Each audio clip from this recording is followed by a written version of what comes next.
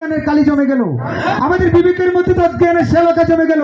এখানে যতই কর্ষণ দিই কামাবে না। সেই জন্য বলছে গুরুর চরণ সলাই বাক্স ঘষিলিয়ে আগুন জ্বলিবে। যতই পাপ করবেন একবার এসে গুরুদেবের চরণে মাথা নত করবেন। বলা যাই যাই শ্রী শ্রী বিবেকানন্দ আচার্য গুরুদেব প্রেমানন্দে কেবল হরি হরি বল। এটাই যেন মনে থাকে। একবার চরণে এসে দর্শন দিবেন।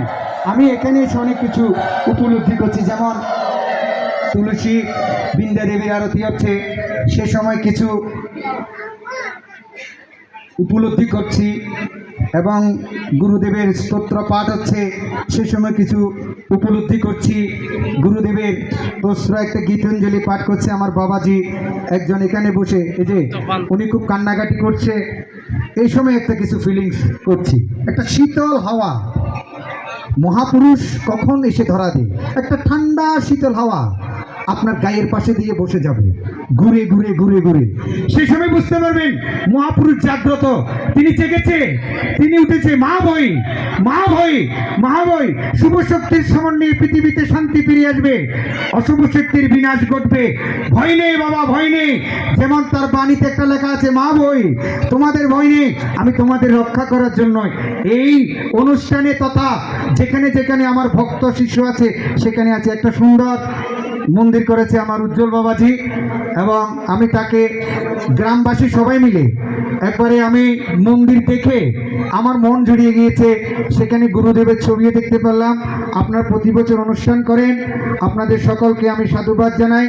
আমাদের এই সীতাকুণ্ড শঙ্কর মঠে অনন্তকাল ব্যাপী অখণ্ড গীতা পাঠ চলছে। 2 ঘন্টা পর পর এক এক মহারাজ এসে গীতা পাঠ করছে। ওই উজ্জ্বল বাবাজির বাবা বড় ভাই মনে আমাকে আমাদের আশ্রমে গিয়েছে, তিনি দেখেছেন। এখানে যদি নিমন্ত্রণ পাই, সুযোগ তো হয় না, এবার একটু ফিরে আসি, ফিরে আসছি। যদি অবশ্যই নিমন্ত্রণ পাই আমি আসবো, এবং আমি জয় মহারাজকে কথা দিয়েছি যে আমি বরগুনায় বাংলাদেশ সেবাশ্রমে একবার যাব সেখানে, এবং গীতা যজ্ঞে আমার নিমন্ত্রণ ছিল, আমি যেতে পারি নাই। আগামীতে হয়তো যজ্ঞের নিমন্ত্রণ পেলে আমি ওখানে গিয়ে একটু গুরুদেবের রাঙ্গাচরণ দর্শন করে আসবো। এটাই আমার অনেক ইচ্ছা এবং আশা। আর আপনারা এই সীতাকুণ্ড শঙ্কর মঠে যাবেন, জানেন আপনারা আমরা কাশীর আদলে একটা বিশ্বনাথ মন্দির করেছি।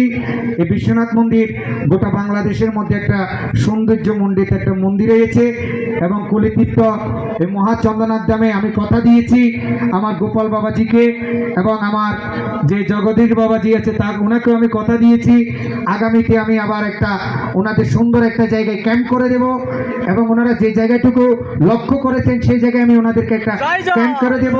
ভবিষ্যতে সীতাকুণ্ড চন্দ্রনাথ ধামে এই বাংলাদেশ সেবাশ্রম হওয়ার সম্ভাবনা থাকবে, সেটা মনে প্রাণে অতি বিশ্বাস রাখবেন আপনারা, এবং সেটা গুরুদেব অতি শক্ত লক্ষ্য করবেন। ওনার মুখের হাসি দেখতে পাচ্ছেন ছবির মধ্যে। রামদাস কাঠিয়া বাবা বলছে, ছবিকে কখনো ছবি মনে করো না, সাগবিকে সাক্ষাৎ গোবিন্দ ভগবান বলতে মেনে রেখো। দেখেন তিনি কত সুন্দর করে হাসি দিচ্ছেন। উনি এ কথা শুনে অবশ্যই সীতাকুণ্ড মহাতীর্থে শঙ্কর মঠের পাশে একটি বাংলাদেশ সেবাশ্রম হবে, এটা আপনারা ধরে রাখেন। একদিন এটা হবে। কেন জানেন? যেখানে গীতার বাণী প্রচার হয়, যেখানে যোগক্রিয়া প্রচার হয়, সেখানে অবশ্যই বাংলাদেশ সেবাশ্রম হবে। এটা আমি এই গুরুদেবের চরণে বসে যাচ্ছি। আজ হোক কাল হোক অবশ্যই হবে। আর আপনার শিষ্যরা প্রস্তুতি রাখুন গুরুদেবের চরণে প্রণাম করে। এ কথা প্রার্থনা রেখে সর্বেষাং মঙ্গলাং ভূয়াৎ, সর্বে সন্তু নিরাময়া, সর্বে ভর্ধানি পশ্যন্তু, মা করছি দুঃখ ভাগবে, সকলে হোক শান্তি, সকলে হোক সুখীময়, ভক্তজনের মনের বাঞ্ছা পূর্ণ করা হে গুরুদেব। আমি আপনার চরণে শতকোটি প্রণাম জানাই। আপনি অন্তর্যামী, আপনি সূক্ষ্ম দেহে এই অনুষ্ঠানকে পরিচালনা করছেন। আমাদের ক্ষমতা নেই, আমাদের সেই সাহস নেই, আমাদের সেই শক্তি নেই, আমাদের সেই কথা বলার যে বাকশক্তি সেটাও নেই। আপনার আশীর্বাদে আমরা এই অনুষ্ঠানে আপনার কৃপায় আপনার আশীর্বাদে, আপনার প্রসাদে আমরা দুই চারটা কথা বলেছি। কোথাও যদি ভুলভ্রান্তি হয়ে থাকে, শ্রীমৎ আচার্য বিবেকানন্দ, আমি গুরু মহারাজের রাতুল চরণে শতকোটি ক্ষমা প্রার্থনা করছি। এবং ভক্তমণ্ডলী ও মাতৃমণ্ডলী যারা দূর দূরান্ত থেকে এসেছেন, তাদেরকে আপনারা অত্যন্ত সেবা যত্নে অত ভুল ত্রুটি হতে পারে, আপনারা ওনাদের কাছে যাওয়ার সময় ক্ষমা চেয়ে নেবেন এবং আপনারা বারবার ওনাদেরকে নিমন্ত্রণ করবেন, ওনারা যেন আপনাদের এই দেবীর দুয়ার বাংলাদেশ সেবাশ্রমের একটি আশ্রম, এখানে শাখা, সেখানে এসে যেন অনুষ্ঠান করে। আমিও কথা দিচ্ছি আপনাদের এখানে আমিও আসার চেষ্টা করব। আজকে থেকে আপনাদের আমি একজন সন্তান রূপে আছি, সেই কথা প্রার্থনা রেখে আর বেশি কতক্ষণ বিলম্ব করা যাবে না, কেন যারা রাস করবে তারা অতির আগ্রহে বসে আছে। ভক্তমণ্ডলী ও মাতৃমণ্ডলী সুন্দর সুশৃঙ্খলভাবে বসে আপনারা রাস শ্রবণ করবেন। এবং আজকের এই অনুষ্ঠানে যিনি সঞ্চালনা করছে গোপাল, কি নাম, গোপাল টাইটেল, গোপাল বড়াল মহোদয়, তিনি সুন্দরভাবে অনুষ্ঠানে উপস্থাপনা করছেন। আমি ওনাকে সাধুবাদ জানাই। সকলের চরণে আমি প্রণাম জানিয়ে আমার বক্তব্য সমাপন করছি।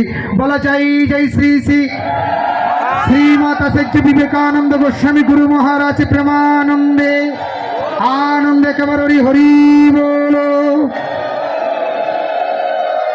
গুরুদেবের চরণে শতকোটি প্রণাম জানাই, আমার বক্তব্য শেষ করছি। সকলকে ওম নমো নারায়ণ জ্ঞানে শুভ প্রণাম জ্ঞাপন করছি।